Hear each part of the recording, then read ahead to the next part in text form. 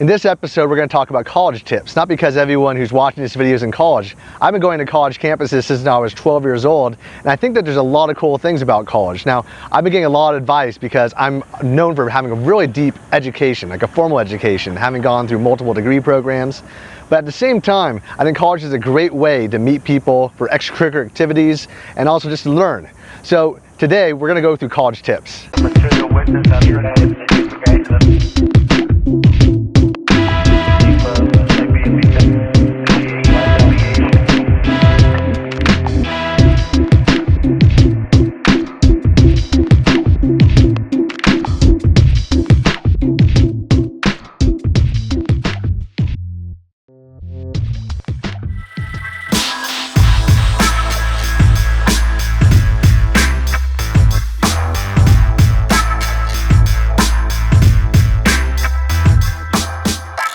Today I'm going to go through three questions. The first one is, what are your tips for people going through college? On a personal note, what were the most educational experiences, classes in college that still help you today? Well, I guess that's like a two-part question. So, first of all, when I was in college, I was exploring so much. I started off going, even as like a 12-year-old kid, to my dad's classes because he was a computer science professor. And I was in computer science. I wanted to learn about website development. I wanted to make my own video games. And I got summer jobs working at Intel and doing everything in computer programming. I did computer work for an investment bank called PaineWebber. I did computer work for the governor's office for the state of California. But by going to all these different jobs, I was able to meet a lot of people and get involved with all sorts of cool other educational experiences as well. This year is a political election year, and in presidential elections, there's all sorts of campaigns, parties, and events. So when I was working at the governor's office, for example, I got invited to both the Republican and Democrat National Convention, and I was able to attend both, go through all the parties, and really get fascinated by the socializing.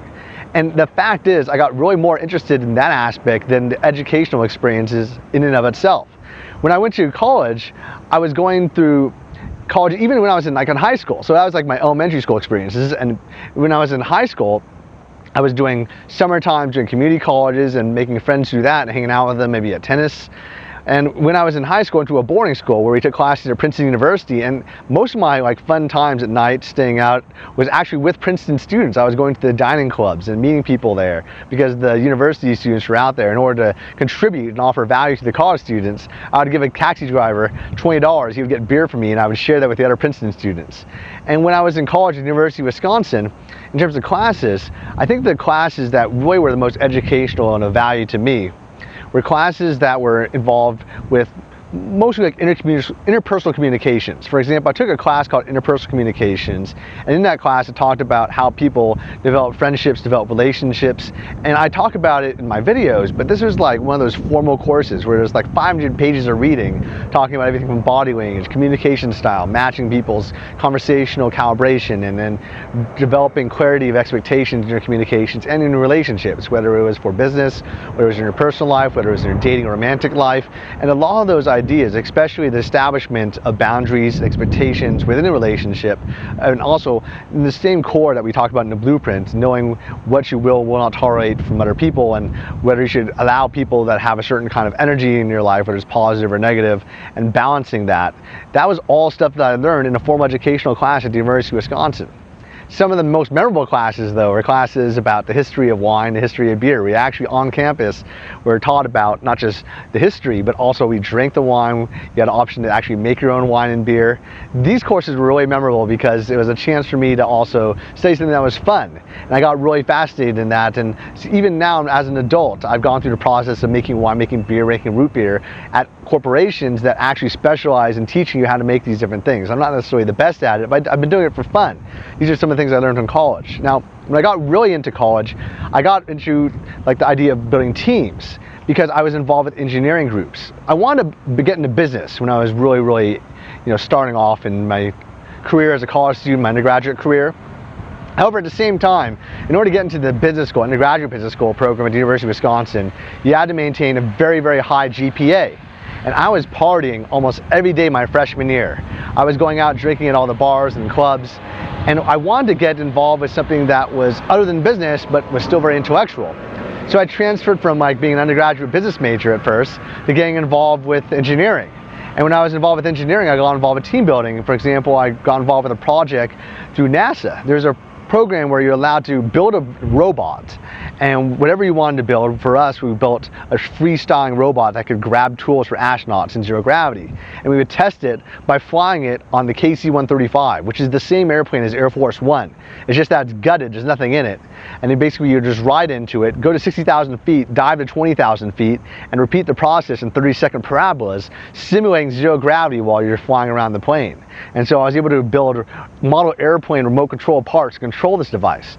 And then also the next year, I developed a system with a guy who created a patent for a thing called aerogel, a process to create aerogel, a super gelation process to build this thing that's very, very light, lighter than a feather, could withstand heat and fire, be a super insulator for windows, but windows would be like as light as a feather. And he now developed that technology into a corporation that he's running out of MIT and also in Cambridge, and it's called Aerogel Technologies. It's an awesome company. He developed it while he was a university student, and he was a great friend of mine. He actually was a groomsman at my wedding.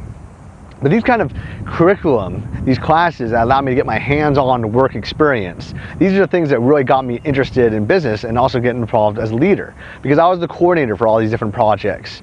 And my parents always say, even as early as like lunch today, don't be such a master of, a jack of all trades. And I say, look, I'm not a jack of all trades. I'm just a master of various different things, as opposed to a lot of people just trying to master that one thing.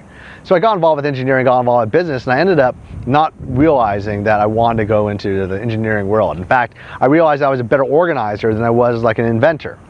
So I ended up taking all the degrees classes for the engineering degree, taking all the degree classes for business, and just getting a degree in economics and also mathematics from the courses that I had left over. It allowed me to focus on more of the social activities where I wanted to focus on.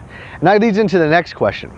So the next question is also a question I got from somebody from RSD Founders Club, and I think a lot of this also is inspired by guys from the YouTube comments, so I wanted to go through some of these questions.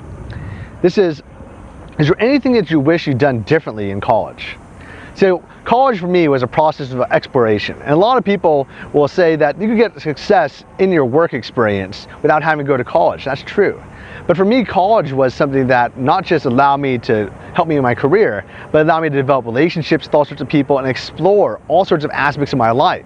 So I was involved in every kind of extracurricular activity. Everything from doing dance and ballroom dance, everything going hockey, getting involved with the military through the Air Force Reserves Officer Training Corps. I even tried out for the other services like the Army, but they're a little bit too more hardcore for me. You have to really work really hard and really focus on going and getting really in strong shape, as opposed to the Air Force, where I got to study airplanes and all sorts of mechanical aeronautics. And I thought that was really fun. I got involved with the fraternity life, and that was really cool. And also a lot of it was just developing relationships and friendships that were living with me in college, living with me in the dorms, and throwing my own parties, organizing my own events. I think the things that I wish I did a little bit differently is that I made a lot of friends, especially in my first year, where I was focusing almost exclusively not on school, but on developing relationships and friendships. And although I was studying and getting good grades in school, it was nowhere near as like what I was typically doing growing up. But some of the things that I wish I did better was that some of the friendships I developed early on were people I kind of lost touch with. In fact, one of my friends is a friend from the dorms, but he lives here in Las Vegas with me. Now, I'm on the University of Nevada, Las Vegas campus doing a college video, but this is a guy who lived in the dorms with me at the University of Wisconsin. I ran into him randomly at the Baskin-Robbins right by my house. He just lived right down the street from me. And I wish I kept in contact with him for a longer period of time, because now we're really good friends. But there's other people who I were friends with early on in my college career, and I just lost touch with them. I know in my MBA career, I haven't talked to anyone from my MBA career for years. Like maybe in the first few months after my MBA career, the only person I kept in touch with was my professor, Torrin Polly. I did an interview with him for my mastermind show. But other than that, I wish I kept in touch with some of these guys. And I'll probably reach out to more of these people, because the friendships you develop when you're in a more social scene, as opposed to just from work, or as opposed to other kind of organizations, because when you're learning together, you're kind of going down the same path. You have the same mindset, that intellectual space, that intellectual commonality about a particular topic and subject. And although it's not necessarily as social, just meeting people out at a bar or club, I love the idea of being able to talk to people in those conversations that were more intellectually based, as opposed to just pure social. At the same time, a lot of my friends, especially when I was living in Harvard Square, where I just came from earlier this morning, I developed a lot of friendships out there, and it was based upon the idea of restorative justice. And that was a really meaningful class because it was about how people could violate you, whether they steal from you, whether they kill your children or whatever. And it had these people that, even mothers, that had their children killed, and they went through a process outside the legal system to forgive these people. I don't know if I'm ready for that. It's just that it's something that you could learn. But it's basically being a survivor. And I think something like that showed me that on an emotional level, you could really develop some really powerful intelligence outside just the intellectual intelligence, that emotional intelligence. And in the real world, in your social life and your business life, having that is so important. And a lot of people forget that. Some of the most savvy business people that I know will have no sense of emotional intelligence or an emotional bank account, and as a result, a lot of people will end up leaving them, not working with them, or not do business with them just because they don't have that EQ. It's amazing. And in this company, we try to focus a lot on that, but even the people in our own company will forget a lot of those things because they're so focused on their own thing. They're so focused on what's going on in their own lives. And it just needs to be reminded to all of us again and again and again. I myself am falling victim to that sometimes, and just having to remember that all the time. There's so many people in my life that I'm doing mastermind interviews with that have so many things going on in their life. And they're doing that because I developed that emotional bank account with them. And I remember when I was in school, I'd always try to find books about things that were interesting to me. So one was about emotional intelligence. Others were about psychocybernetics, or the way your mind works. Things like 7 Habits of Highly Effective People. But all these books I would read outside of the typical school books. Now, I went through a lot of trainings, like when I was in the Air Force Reserves Officer Training Corps. We had to take a lot of classes about leadership in the military, but the same processes of developing different kinds of leadership, whether it's delegating, whether it's very hands-on, whether it's being a role model, all these different kinds of leadership. Studying that stuff allowed me to really understand better all the different kinds of leadership, and allowed me to understand how there's very big differences between how people lead. And if you just understand that and relate to them, you don't have to impose the way you lead. You definitely don't want to just be like a dictatorial leader, unless it's like something that you definitely have to have a certain way. I know, for example, Gary Vee says the only thing that he wants to really be a dictator about is about corporate culture. And he won't tolerate anything out of the ordinary other than him having his corporate culture in a very positive, high-spirited, high work ethic kind of way. In our company, we have the same kind of thing with Tyler. Now, I have one more question about college tips I wanted to also run by you that I thought was interesting. And I'm going to expand on this in a few different directions, because this is a question that was kind of like a broad question. I feel like it could go in many different directions. The question is, Pop, I'm in college, a party school, and I live at home 20 minutes away. Greek life is huge. Other than to join them, any advice to get access to the nightlife and parties?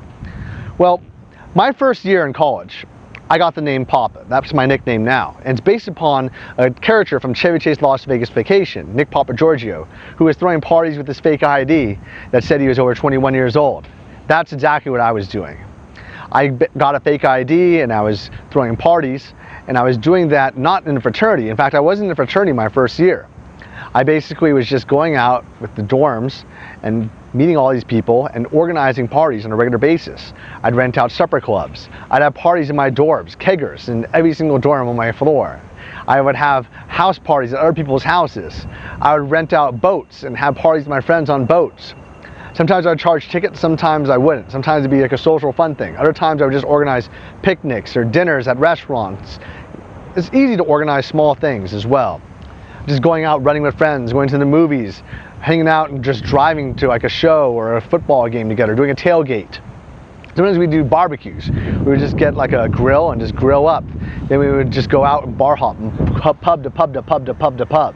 Now, my social life when I was not in the Greek system was amazing. It was probably more intense than it was even in the Greek system because I was a leader of it. Now, when I didn't want to organize and be a leader and spend a lot of the time doing that, I wanted to spend more time in academics, I got into the Greek system because there are social chairs that are throwing parties with me. They're helping out. Sometimes I would still do my own independent things, but the idea of hosting your own events was something that developed the skill set that allowed me to run Real Social Dynamics today, holding events all the time around the world. It allowed me to organize events at the Playboy Mansion in Los Angeles, being the board of Ixini and having cool events there. But I think the idea of doing my own events and being an event planner as a host is something cool. Another question that someone asked that I didn't kind of like write down, but I remember, was how do you organize events when you don't really have any money, when you don't have a budget? Well, I mean, a lot of the things that you can do when you have no money is just organizing people, just texting people, emailing people, and having them meet up with you. Even if it's just to go have dinner at like a local co-op if you're in college, or to go to a cafe, or go down to like the water and have some beers with some friends.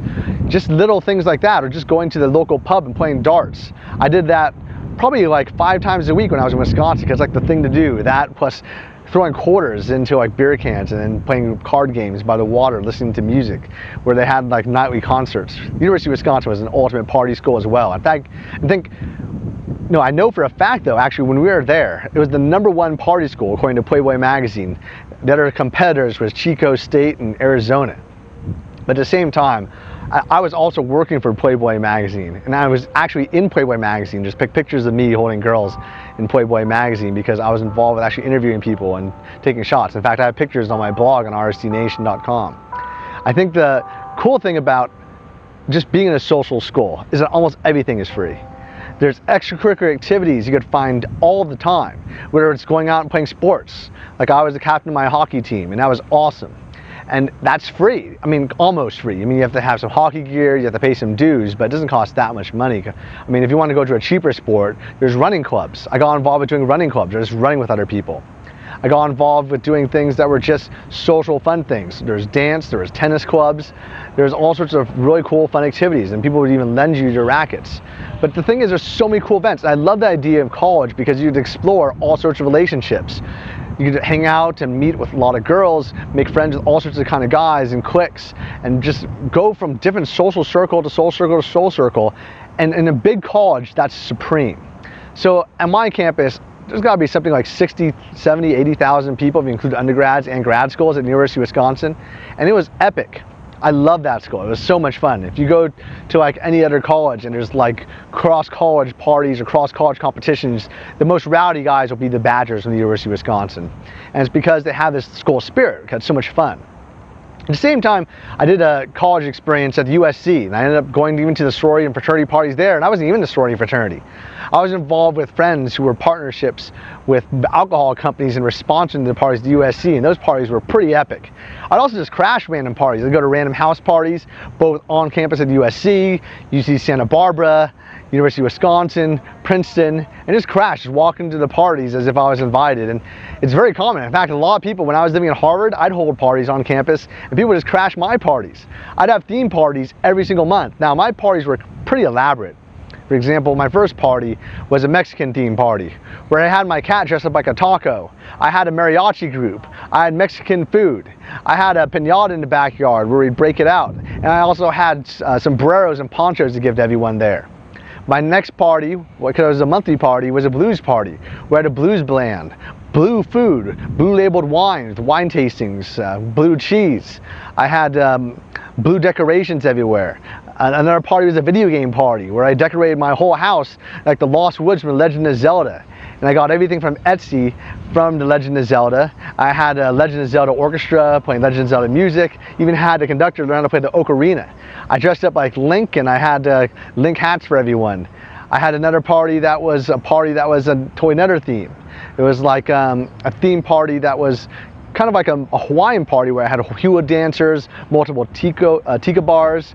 I had Hawaiian drinks for everyone, Hawaiian music, both hula dancers and fire dancers in my backyard. And that party went way too out of control. So now I try to go more down to earth, classy, like tasting parties where I have like friends that are chefs. They'll cook for free and serve food, because I'm a big foodie, so I made friends with a lot of chefs. In fact, some of the people that are my chef friends I've met through playing golf. And it's interesting because golf is just like a networking event for me.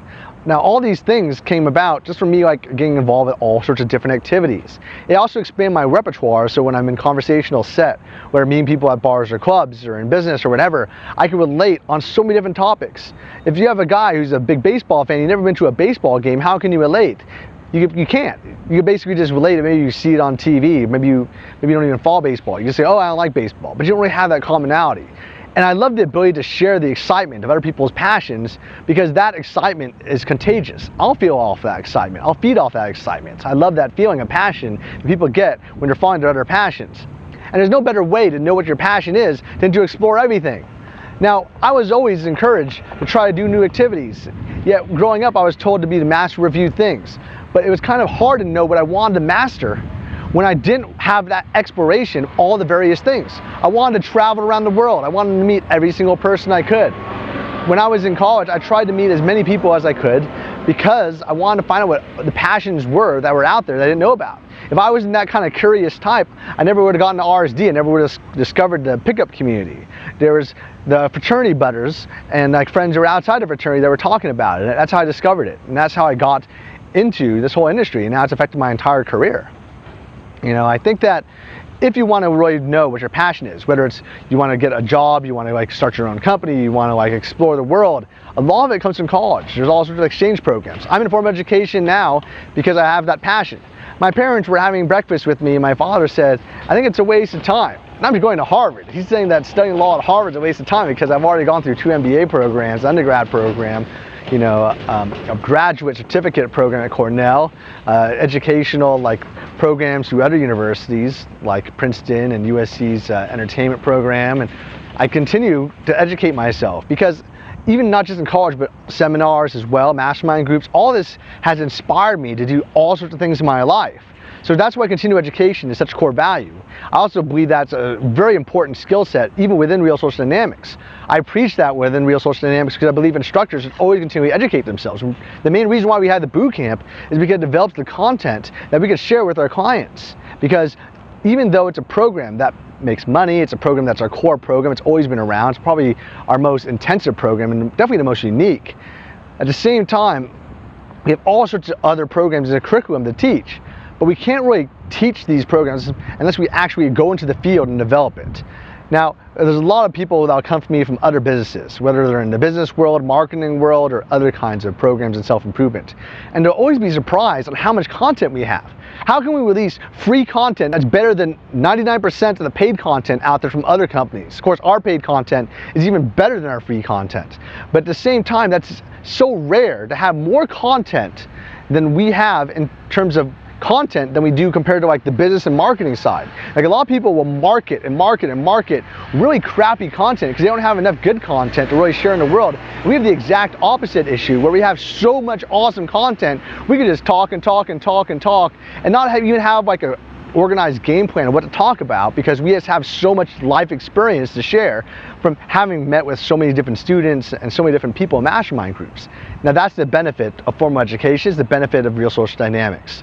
So when I think about college, I think about it from the standpoint of a way to inspire you to try new things. And that's why guys, even like Tyler, he dropped out of college at one of the top universities on the planet, Queens. It's like the Ivy League of Canada. But he knew that college education had a lot of awesome value. So he went back to college, finished his degree, and then was still building RSD at the same time. Even me, I was building Real Social Dynamics while doing my MBA programs.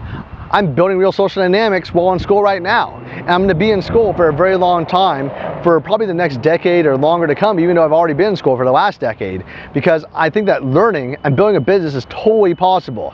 It requires a lot of time management. So I have a very rigorous schedule, and most people don't have the kind of schedule mindset that I have.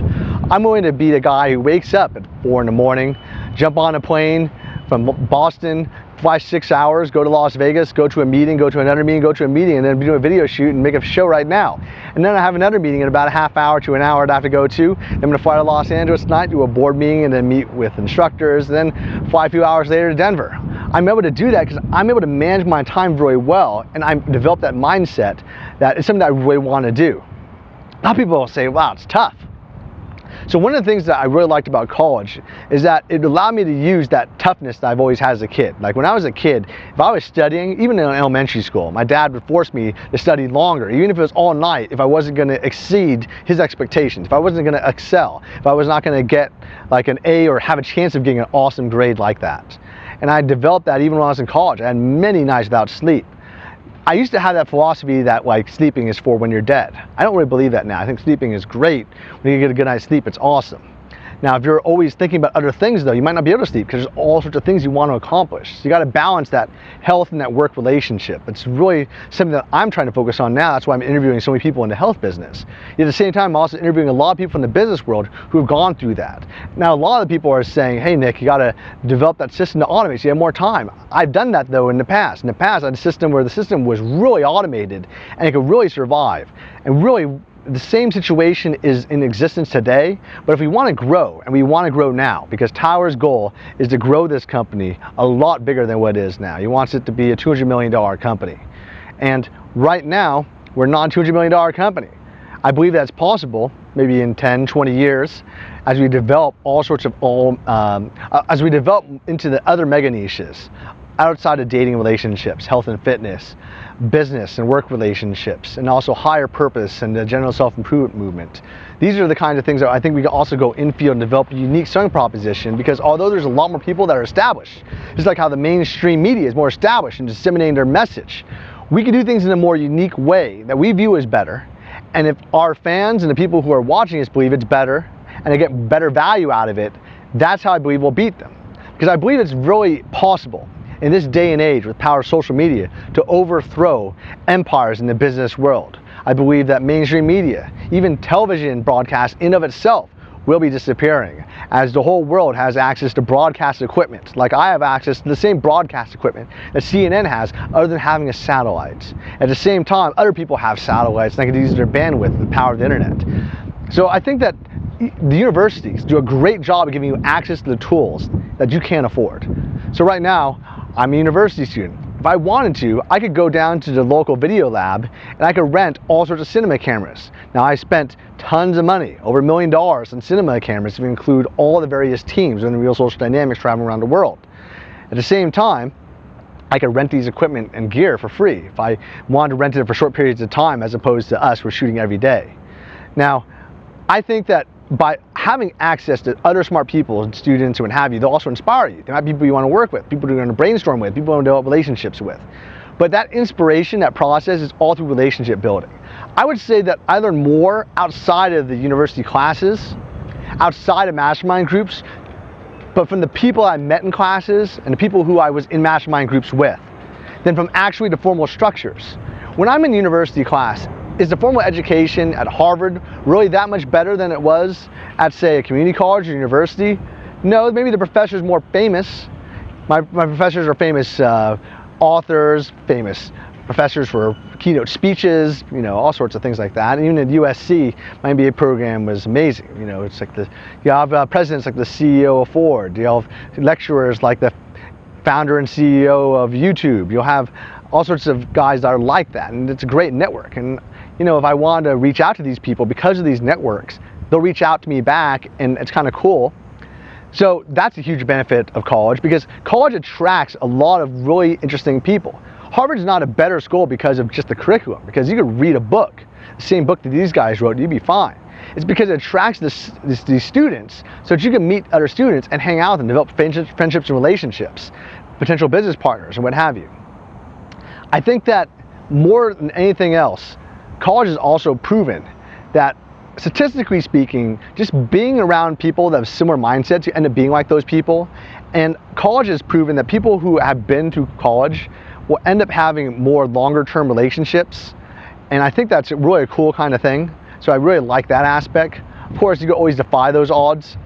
I know a lot of people like Bob Proctor, he'll talk about how he didn't go to college, or Michael Ellsberg, he wrote a whole book about how you don't need to go to college. However, he did go to college, he went to an Ivy League college, but he did interviews, kind of like the famous book that was written by a guy who interviewed all the rich people from the day of age called Think and Grow Rich. He's like a modern day version of that. And he interviewed all sorts of people that made a ton of money outside of college. In fact, some of the most powerful people on the planet didn't go to college, but most of the people that I know are pretty wealthy people, and most of them did go to college. So I guess that's kind of me just spinning off on all sorts of topics based off those 3 questions, and also hoping to give you an idea of why I support formal education so much, even though I'm in the process of doing a formal educational process and a formal educational program and continuing that as like an educational career long term. I view that the lessons that you'll learn from real social dynamics are stuff that I wish was taught in college, because it would disseminate so much more, because the prestige and the value of that reputation of having a mainstream institution is there.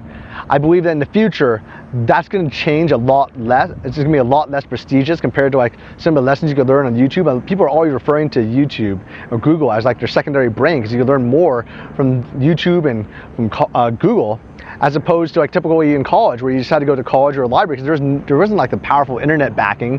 There wasn't like this powerful like YouTube where you just look up anything and watch a video and learn anything.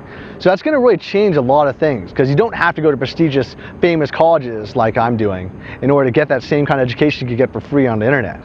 But it does help with building those relationships. It reminds me of that movie Good Will Hunting, because in that movie you have the main character who didn't go to Harvard. He's smarter than the guys from Harvard, but he was talking to a psychiatrist about how his friends, his mentors, his mastermind groups, guys like Shakespeare.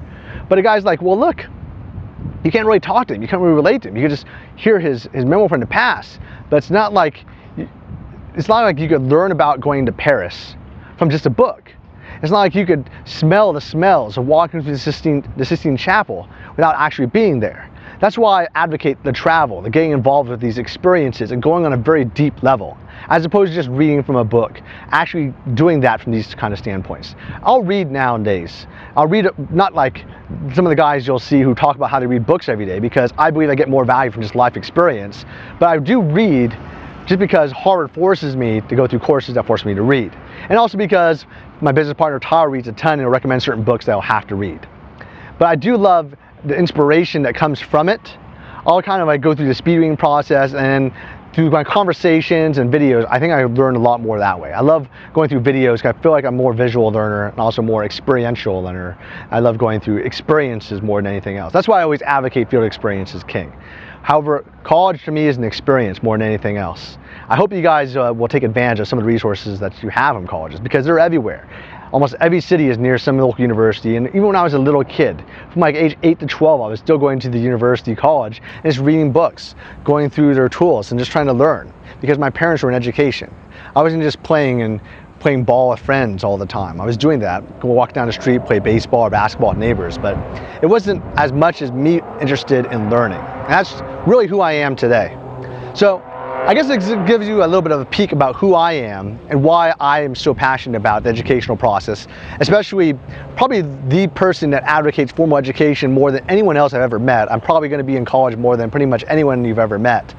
You know, because even after I finish this law program, I'm probably going to do a more extensive law program and other programs relating to business and other things in formal education as well. Those are my college tips for today. I hope you enjoyed them.